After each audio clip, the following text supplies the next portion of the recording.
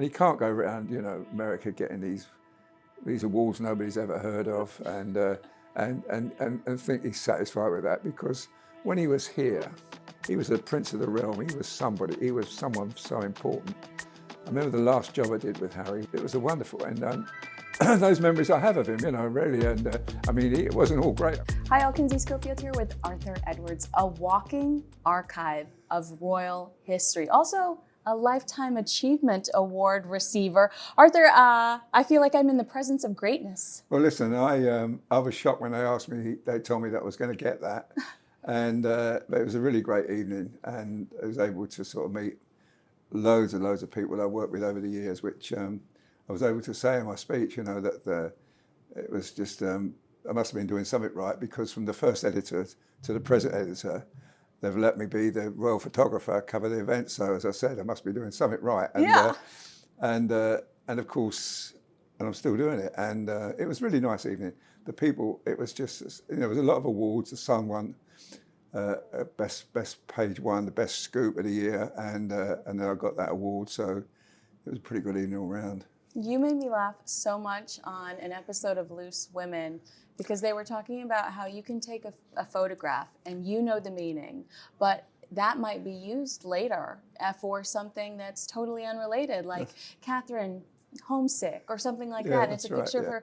And they said, don't you get fired up about that? And what did you say? You said something about working for the Sun. When you work for the Sun, you have to accept those things, you know, that's it. And what I really hate most, which I've expressed it before, is that there's the bubbles coming out, you know. Oh, yeah. That really annoys them, and it annoys me. They've stopped doing it lately, so it doesn't seem to happen. But that's really annoys me, because it just deflects from the picture, you know, what they're doing, you know, because they work incredibly hard, especially our king. He's just never stops, and he's not well. He's living with cancer, and yet he's tirelessly, and you know, I want to show what he's doing, you know, and of course. So does the paper now. They want just to show this man is just determined to. His legacy is going to be not of a sick man, but a hard-working sovereign. Oh, absolutely. Yeah. It is so wonderful to see his work ethic. I mean, I do think he inherited it from his parents, who you can also admire. But we forget that he's sick, because he is just so focused. And the ultimate objective is to celebrate some of the causes that have meant so much to him over the years. Yeah, I mean, recently he went to Canada for a day and a half, and I was with him that week. I did a job with him at Canada House, and he said to me, "You coming to Canada next week?"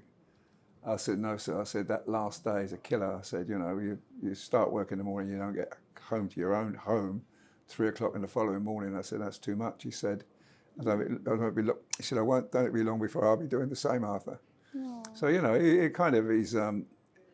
he's aware that he's, you know, he's 70, I think 77 in November, and his energy levels are not as great, but he doesn't show it. He just keeps going, and so does his lovely wife Camilla, who I must say wrote me a beautiful letter. Oh, and I got that award, you know. She wrote me a lovely, lovely letter, and I was so thrilled. In fact, I've had it framed. Oh. I'm so proud of it, yeah, because it just, every time I read it, it just gives me such a buzz. Oh. So they're like, they're a great team, and they're really pulling for the country, and never gonna quit. You know, they'll just be there to the very end. You know, if you like what you do and you like the people you work with, Kinsey, you just don't stop. You just because it's not like work. It's a way of life, and it gives you some. You know, it gives you every day a reason to get up and do something and achieve something. And, you know, last week I went to Normandy for the D-Day anniversary. It was the 81st, and I went with our veterans, and it was just a privilege to sit with them people, you know, who sort of 17, 18, 19, they stormed the beaches. Phew, just think about it now, you know, it feels so good. And just to be there with them and photograph them and see it in the paper the next day, and you know, and what they've achieved, and how they're still going, you know. And the youngest was 99 and the eldest was 103. Wow. And you know what? Next year there'll be fewer and fewer. Yeah. But I hope to cover it every year. I think it's just essential to do that. And so, you know, we move on and on and on, and never stop. And the thing about our royal family is that it's been going for 1,000 years, and one of the great things that our king's done is he's taught William to be a good king. William, our heir to the throne, Prince of Wales now, he's so ready for that job, you know, and he's just. I was with him this week. He was at the Army Air Base, and he was giving out bacon rolls. So handsome too. Oh God, like a film star, isn't he? Oh, he is like a film star, swoon. yeah. And he was giving out these bacon rolls to the kids and the soldiers, and got so involved. And he's got such a great way with him, a great sense of humour, and he's doing a brilliant job. So the royal family's in pretty good hands. Absolutely. Well, what I love about what you just said was, you know, the idea of you retiring. In a way, you are an arm of what the royal family is doing when they're going to these events and they're talking about these charities, or, you know, specifically with Prince William, helping come up with solutions to the pollution that we're dealing with in the ocean. You are basically helping them to magnify, you're helping them to amplify that messaging in what you do. And the right, and Kinsey, you know, you remember his father's been doing it for 40 years. Yes. I mean, I've been to every rainforest in the world with our king. Oh. I'm serious. I mean, I've been in Cambodia, I've been to Amazon rainforest 3 times with him, where he's begged the presidents and prime ministers of these countries to stop tearing up this precious resource. Yeah. So he's carrying on the work of his father, which is magnificent. And of course, I always remember we went to Malta, where the turtles were getting caught in the nets, and I remember he was the Prince of Wales then, our king now, he was releasing a turtle. And he made this kind of amazing speech where, you know, with the plastic in the sea, and he says, you know, now plastic's on the menu because the fish are digesting the plastic and we're eating it. And it kind of resonated with me ever since, you know, and I think, well, you know, this man thinks about everything he does, and he's tirelessly in his campaigning to sort of, for us to appreciate the planet and not to destroy the planet. And I was watching TV last night, and I watched this thing from the Antarctica, and the ice melting already, and things are serious. So we need to sort of all face up to the fact that, you know, we've got to do our bit. Do you want to go whale watching with me, Arthur? I'm a naturalist, Yeah. like Sir David. I think you and I should go whale watching. Well, I've been whale watching in America too, at Martha's Vineyard. It's beautiful. I absolutely loved it. I can't tell you when I see. And when you get so close to these beautiful creatures. Oh my gosh, they're huge. I know they're huge, and you know, and they're sort of friendly people, you know. Yeah. And once with Diana, we went to South America, to Argentina, and she was, it was called a right whale, and she was touching it, you know, it was on the boat, and it was all barnacles on it, and oh God, yeah, they're huge, and I think, you know, but I think they're pretty healthy now because most people don't hunt them anymore. I think maybe a couple of countries might still do it. Some of them still do it. They say it's for research reasons. Yeah, that's it. We don't like them. No, we don't like them. We won't name them. You know, I think if we, actually, one of the stories you told that gave me really deep insight into your relationship with King Charles was you had the opportunity to meet the late Pope because of King Charles. Can you talk to me about that? Yeah, sure. You know, I'm a Catholic, and I photographed our Queen with Pope John Paul II, but he was ill at the time, so he wasn't meeting people. I went with Pope Benedict, and I had the pull for that, which means I was in the room with them, and I was able to meet Pope Benedict. But it was Pope Francis who was this. I went there with the Queen when the Queen met Pope Francis, our late Queen, Queen Elizabeth, and never got to meet him. And then Prince Charles and when he was Prince of Wales, and lovely Camilla went, and I never got the pull for that. Only one photographer can go in, and you have to give the name 2 weeks before for security reasons.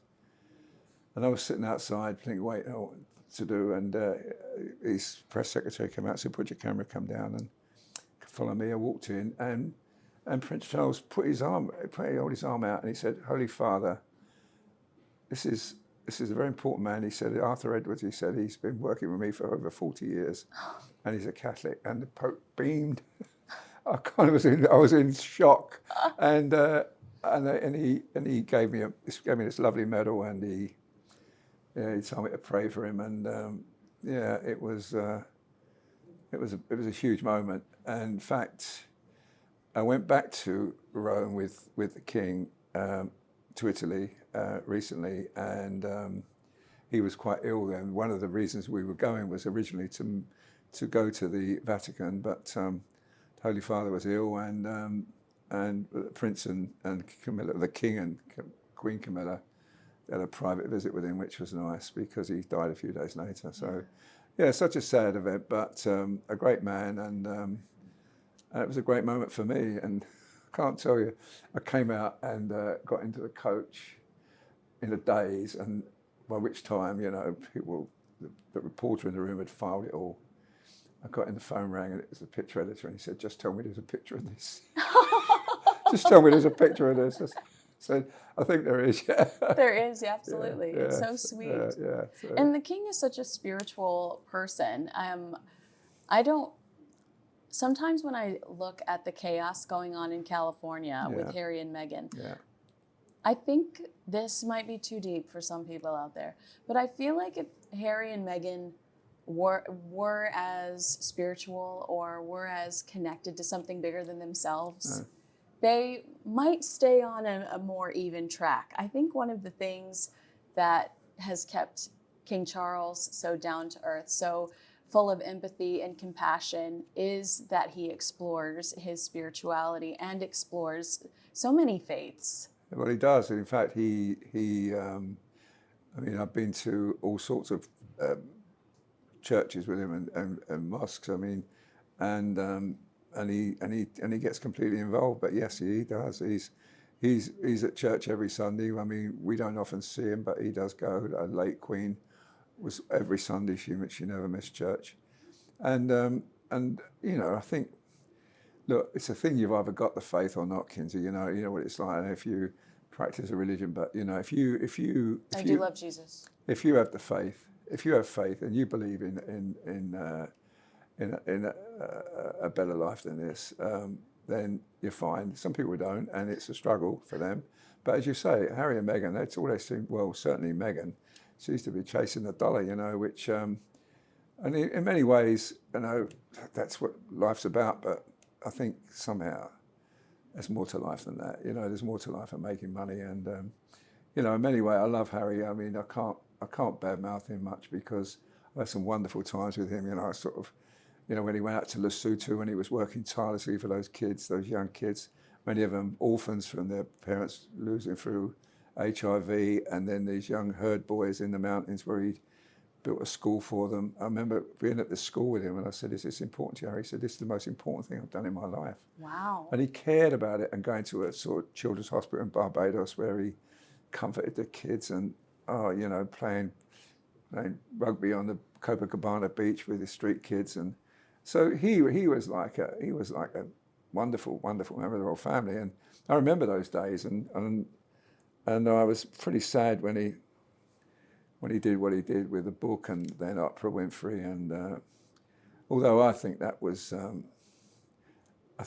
because he was terrified he couldn't come back. But I actually believe in the parable of the prodigal son. I think that everyone should be able to forgive. And I've sort of said this about Harry, but when he came back after the recent court case, for a recent appeal to a court case, when he asked for police protection, he gave an interview to the BBC, and he said he wanted reconciliation. I felt then, Kinsey, if he'd have said, "I'm sorry, Dad, I'm sorry, William, I want to talk to you again," then you could have sort of understood that the father and his brother would have perhaps weakened, maybe said, "Okay." I think that's the next thing he'll do, though. I think watching that video, he's tired of I'm not saying tired of the American way of life, but his wife is determined to sort of become the next Gwyneth Paltrow, and all this crazy stuff, $14 bottles of jam and making stuff in other people's kitchens. Well, if that's what she wants to do, it's fine. Everybody has to do what they want in their life, and I don't object to that, but I think it's not for Harry. And he can't go around, America getting these awards nobody's ever heard of, and think he's satisfied with that, because when he was here, he was the prince of the realm. He was somebody. He was someone so important. I remember the last job I did with Harry was at a school in Luton, a girls' school in Luton. Mm-hmm. And they absolutely loved him. They just hugged him, and he was just embraced it all, and he was happy, and he played rugby with them. It was a wonderful, and those memories I have of him, really. And I mean, it wasn't all great. I remember once in New Zealand when I told somebody, I did a TV station breakfast show, and they said, "What have you got? Exclusive tip, Arthur?" I said, "Well, yesterday he was on a walkabout. He said to a woman how he was losing his hair, just like his father. He was going bald." Anyway, we went to this youth club, and he said he was playing billiards with the children. I was doing picture him playing billiards and table tennis with the youth club. And he said, they asked him to put his purple hand paint on the wall as a memory of his visit. And he did that, and he looked around, and he came across and went right at the top of my head. And I felt right fool, but anyway, what do? You smile, you just get on with it. And well, of course, King Charles, didn't he give you a hard time for taking a picture of his bald spot? spot? I'll tell you that as well. But anyway, so I said to him, "What do you do that for?" He said, "You told everybody, the whole nation, I'm going bald." I said, "Well, you told that woman." Yes. He said, "But I didn't want you to tell everybody." And then we laughed, and we then he asked me to go and photograph his team, so it was pretty good afterwards. But yeah, Prince Charles, that was another shock. I mean, this was like, I'm talking about in maybe 1970, early 70s, about 78, 79. He was at a polo match, and he was in a hurry to get back for a state banquet, I remember. And as he got into his sports car, he turned to his host to wave, and I noticed he had this kind of big sort of billiard ball back of his head, and I just took a picture of it, and then I took a picture of him profile, and I didn't say anything. I just went back to the office, and I printed it up, put it in the picture editor's drawer, and it was a Sunday, so picture editor's drawer, and then the following day, I was on another engagement, and then days before mobile phones, every 2 hours you phoned in. So I phoned in, and the picture editor said to me, "We're going to splash on that picture of yours." I mean, splash means it's on the front page. I said, "Do you want a byline?" I said, "No, I don't want a byline." I said, "You'll go mad." Anyway, I was with the senior reporter, and he said, "You're mad." He said, "That's a great picture." So I rang back. I said, "Look, I will have the byline." So following day, and it was the Queen's Silver Jubilee walkabout in London, so that tells you how long ago it was. Yeah. And so we carried on. I went back to the office, and there, next morning there was this picture of Charles, there's a patch in your thatch, and this picture of my byline. Well, the following Wednesday I was at a polo match, and his policeman said, "He's going to have a word with you." I went, "Oh God." So I got a mate of mine, I said, "Look, he's going to have a word with me." I said, "Take a picture with you." He said, "All right." So he comes up and he said, "Excuse me," he said, "Are you the person he took a picture of my bald spot?" I said, "Yes, sir." I said, "Oh." He said, "Well, how many people watched it?" I said, "We sell about 3.5 million copies." So I said, "I think maybe about 7,000 or 8,000 people." He said, "Oh my God," he said, "that's the reason wherever I go, people are photographing the back of my head." So he took it quite well, but I did expect a blast, but I mean, Harry, I think, took it quite well, but I think he was maybe he just wanted to remind me that I shouldn't have perhaps said it on national television. Oh, we've got some gentlemen that are a little sensitive about their crowns up here. Yeah. You mentioned Lesotho. Does it break your heart at all that Prince Harry stepped back from Senebale? Everything about he stepped back from Well Child. He still does Well Child, but Well Child, I mean, these are children that are really, really sick. I mean, these are really sick, and yet they were absolutely in pits of laughter. They were hugging him. He was playing games with them. I mean, we went up, he's just an incredible, when he's with children, he becomes a child, and he won't quit on them until they get him to laugh. And I must say, I really miss him. I really miss him because I look what the life he's got in California. You might have 15 bathrooms or 20 bedrooms or whatever, but that's not enough. and you might just go feed your chickens every morning. But what else do you do out there? You know, if you don't have a real purpose. Here he had a real purpose. You know, he had a program. He had a staff. He was all his purpose in life, as with most of the royal family, is to do good and to benefit others, never for themselves. I mean, our king is tirelessly working, never for himself, always for others, always for others. Never. He's the most humblest man you'll ever meet. And William's similar. William's working as well, and Princess Anne, and they're all pitching in, doing their best. And Harry was good at it. You know, it wasn't like he was a learner. He was experienced. And now I see him, you know, and I feel so sorry for him. I just feel like he's just living probably in a great place, and probably unhappy. I mean, he probably looks back on his life here, where he played polo every week, and he you know, had all the places he could go and stay in Balmoral or anywhere like Sandringham, and he would have been happy. But it seems, you know, Meghan was the love of his life, and he's living the life she wants. But are you a better dancer than Prince Harry? Did you see the video this week? I kind of danced with Camilla once, you know. Camilla and we danced. I do know this, but please tell this. I love this story. Well, you kind of swept her off her feet. Well, actually, I might have done that. You're right, Kinsey. We were at an event in Bristol, which is a city east of England, and it was a tea dance, and someone was supposed to ask Camilla to dance, and I think he lost his nerve, and so people would dance. I said, "Oh, come on, I'll dance with you." She said, "Ask someone else." I said, "No, I want to dance with the prettiest girl in the room." Oh. She said, "Oh, come on then." Anyway, we danced. You flirt. I know, but I mean, you know, and we danced, and she said, I remember she said, "Look, we can go on Strictly. Do you know about Strictly? Come dance. It's a great show here. We can go on Strictly." She said, "But don't tell my husband." Yeah. Mr. Steal Your Girl, Arthur Edwards. No, she was good. Yeah, good fun. I'll never forget that because... you were the John Travolta. That was like her John Travolta moment. Yeah, it wasn't quite John Travolta, but it was... but we had a little dance. I think we went to a Bill Haley song, rock and roll song it was too, so it was good. But she's just a dream, that lady, you know. I just enjoy so much working with her. She, you know, she just tirelessly works for our king, and she said, you know, recently, you know, if only we'd listen to what they're telling him, he'd be all right, but he won't. He's just non-stop. He just keeps going.